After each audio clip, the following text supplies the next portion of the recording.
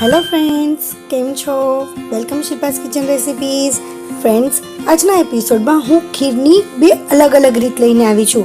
આ ખીરની રેસીપી એક અલગ જ રીતથી મેં બનાવી છે અને આ ખીર એટલી ટેસ્ટી બને છે કે જે બધાને ખૂબ જ ભાવશે. આ ખીર મેં કઈ રીતે બનાવી છે એ છેલ્લે સુધી જોજો અને ગમે તો એક લાઈક આપી દેજો અને કમેન્ટ પણ કરી દેજો કે તમને રેસીપી કેવી લાગી. તો ફ્રેન્ડ્સ, આપણે રેસીપી જોઈએ એ પહેલાં તમને એક રિક્વેસ્ટ છે કે જો તમે મારી ચેનલને હજી સુધી સબસ્ક્રાઈબ નથી કર્યું તો નીચે જે લાલ કલરનું સબસ્ક્રાઈબ આપેલું છે તેને પ્રેસ કરી અને બાજુમાં જે બેલ આવે તેને પણ પ્રેસ કરી અને ઓલ પ્રેસ કરી લેજો, જેથી મારા નવા બધા જ વિડીયોની નોટિફિકેશન તરત મળી રહે.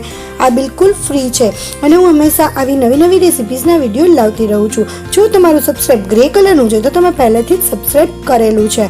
હવે ફ્રેન્ડ્સ, ખીર બનાવવા માટે મેં અહીંયા 1/2 લીટર દૂધ લીધું છે. તમે જે પેનમાં કે જેમાં ખીર બનાવી હોય એમાં આપણે 1/2 લીટર દૂધ લઈ લેવાનું છે. હવે દૂધ ગરમ થઈ જાય ત્યાર પછી ચોખા એમાં એડ કરવાના છે. 1/2 કપ ચોખા, અને મેં ધોઈ અને પાણી બધું નિતારી લીધું છે. બધા ચોખા આપણે એની અંદર એડ કરી દઈએ. ફ્રેન્ડ્સ, ચોખા નાખ્યા પછી તરત એને હલાવીશું, નહીંતર ચોખા એકદમ ચોટી જશે અને થોડી ગાંઠ થઈ જશે. તો આપણે એને હલાવી લેવાનું છે અને ત્યાર પછી એની અંદર આપણે થોડા એવા કેસરના તાંતણા એડ કરી દઈશું. એનાથી કલર એકદમ સરસ આવે છે. અને ત્યાર પછી બદામની કતરણ કરી લીધી છે અને કાજુની પણ આ રીતે કતરણ કરી લીધી છે. એ તમે તમારા ટેસ્ટ પ્રમાણે એની અંદર એડ કરી શકો છો. વધારે તમારે એડ કરવા હોય તો વધારે અથવા ઓછું. આ બધું મિક્સ કરી લઈએ, વચ્ચે વચ્ચે હલાવતા જઈએ એટલે જે આપણા ચોખા નાખ્યા છે એ નીચે ચોટી ના જાય. ત્યાર પછી એની અંદર આપણે ટોપરાનું ખમણ લીધું છે. આ રીતે મેં લાંબુ ખમણ આવે છે એ જ લીધું છે. સૂકું ટોપરાનું ખમણ છે અને અડધી ચમચી એલચીનો ભૂકો છે. તમે એલચીનો ભૂકો અવોઇડ પણ કરી શકો છો, પણ એનાથી આમાં ટેસ્ટ વધારે સારો આવે છે એટલે હું પ્રિફર કરું છું કે તમે એમાં એડ કરજો. તમે જુઓ, આપણો કેસરનો જે કલર છે એ પણ સરસ આવવા લાગ્યો છે અને એને ત્યાં સુધી આપણે પકાવવાનું છે કે જ્યાં સુધી જે આપણા ભાત છે એ સરસ રીતે પાકી જાય. અને મેં અહીંયા વેનીલા એસેન્સ લીધું છે, એ આપણે એની અંદર અડધી ચમચી એડ કરીશું.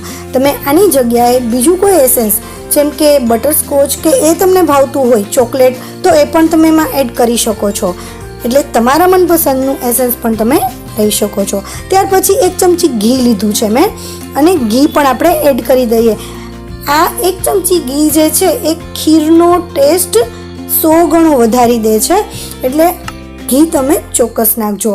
હવે આપણે હલાવતા હલાવતા ભાતને પકવી લઈએ. આપણા ભાત પાકી ગયા છે. હું તમને બતાવી દઉં, સહેજ ગરમ લાગે છે મને, પરંતુ હું તમને આ રીતે બતાવી દઉં કે આપણા ભાત એકદમ સરસ પાકી ગયા છે ને. આ રીતે જુઓ, બીજા બતાવી દઉં. આવા રીતે એકદમ સરસ ભાત પાકી જાય ત્યાં સુધી એને હલાવતા જવાનું છે વચ્ચે વચ્ચે અને પકાવી લેવાનું છે. અને ફ્રેન્ડ્સ, ભાત પાકી જાય ત્યાર પછી જ આપણે સુગર એડ કરવાની છે. જો તમે સુગર પહેલેથી એડ કરી દેશો તો ભાત કાચા રહી જશે અને ચડશે જ નહીં, કારણ કે જ્યારે દૂધમાં કે ભાત પકાવતા હોય એ પહેલાં જ તમે જો કાચા હોય અને ખાંડ નાખી દેશો તો એ પાકશે નહીં. મેં અહીંયા 8 થી 9 ચમચી ખાંડ લીધી છે અને એ તમે તમારા ટેસ્ટ પ્રમાણે થોડી વધારે ઓછી કરી શકો છો. ત્યાર પછી 1 ચમચી કન્ડેન્સ મિલ્ક લીધું છે. ફ્રેન્ડ્સ, મેં આ કન્ડેન્સ મિલ્ક ઘરે જ બનાવેલું છે અને જો તમારે એની રેસીપી જોઈતી હોય તો હું તમને લાસ્ટમાં એની રેસીપી આપી દઈશ અથવા નીચે ડિસ્ક્રિપ્શન બોક્સમાં પણ તમે જોઈ શકશો. હવે ફ્રેન્ડ્સ, કન્ડેન્સ મિલ્કની જગ્યાએ તમે મિલ્ક પાવડર પણ નાખી શકો છો, તો 2 ચમચી મિલ્ક પાવડર એની અંદર એડ કરી દેવો. ફ્રેન્ડ્સ, લાસ્ટમાં હું તમને એક બોનસ ટિપ્સ પણ આપીશ જે આપણને રોજબરોજની રસોઈમાં ખૂબ જ ઉપયોગી બને છે. અને ફ્રેન્ડ્સ, હવે આ જ્યાં સુધી ગરમ છે ત્યાં જ આપણે આ રીતનું જે હેન્ડ બીટર આવે છે એનાથી આ રીતે બીટ કરી લેશું. એનાથી શું થશે તો આપણી ખીર જે છે એકદમ ઘટ થશે અને એનો ટેસ્ટ એન્હાન્સ થશે. એ ખૂબ જ ટેસ્ટી બની જશે. આ રીતે લગભગ 2 મિનિટ સુધી આપણે એને બ્લેન્ડ કરવાનું છે. તમે જુઓ, ઉપર એકદમ સરસ ફીણ વળી ગયા છે. આ જે ફીણ વળે છે એનાથી આપણું દૂધ હલકું થાય છે અને એનો ટેસ્ટ ખૂબ જ સરસ આવશે. તમે એક વખત આ રીત જરૂર ટ્રાય કરજો. હવે એક રીત મેં આ ચોકલેટની ટ્રાય કરી છે. ચોકલેટને આપણે ગ્લાસમાં આ રીતે ફરતી બાજુ સ્પ્રેડ કરી દઈશું. એનાથી એનો દેખાવ પણ સરસ આવશે અને જ્યારે ચોકલેટ ખીરમાં મિક્સ થઈ જાય છે ત્યારે એનો ટેસ્ટ ડબલ થઈ જાય છે. હવે ત્યાર પછી એની અંદર આપણે જે બનાવી છે એ ખીર એડ કરી દઈશું.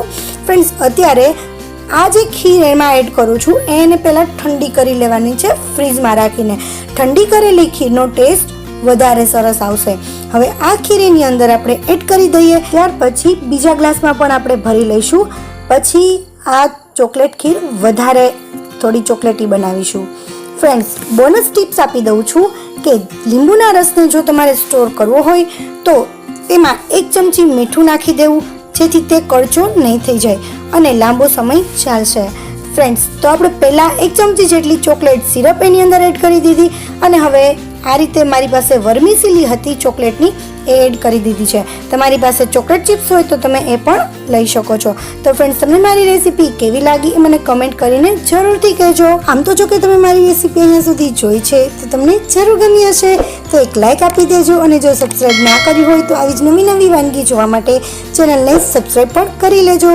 Thank you for watching. Next recipe સાથે ફરીથી મળીશું. ત્યાં સુધી બાય બાય.